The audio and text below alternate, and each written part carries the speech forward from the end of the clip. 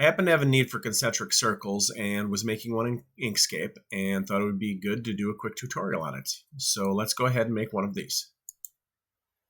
So I'm going to start a new project.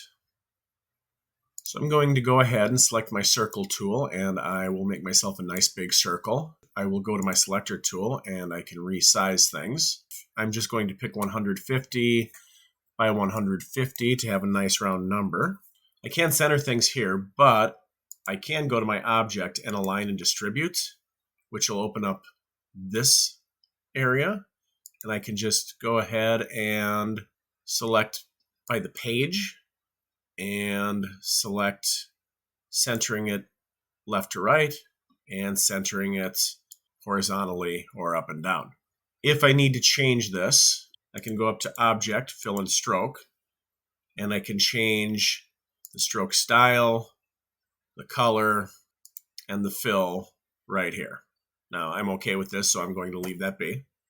Now I'm going to come back to my circle. I'm going to right click and I'm going to duplicate it. And I will scale it down, maybe to 25 by 25. It's off center, so I will shift so that I've got both selected. I will go back to my alignment and distribution, and this time I will align it based on last selected, and again center it horizontally and vertically. Maybe while I'm at it, I will adjust the line thickness on this particular circle so that it matches this one. Although maybe I'll go slightly thinner so that there's a slight difference. So making sure I've got both selected, I need these to be paths, at least for the time being. So I'm going to go up to path and convert the strokes to path. Then I'm going to go to extensions and I'm going to generate from path, and I'm going to interpolate between the paths. That should open up a window like this. Let's check the live preview and see what we get. And there we go.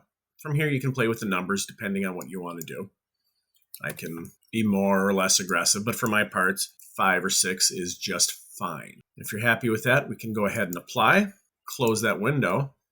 And then what we will do is we will go to Edit, and we should be able to crop to selection. Let me see. Resize page to selection. And then from there, I should be able to go ahead and export this to where I need.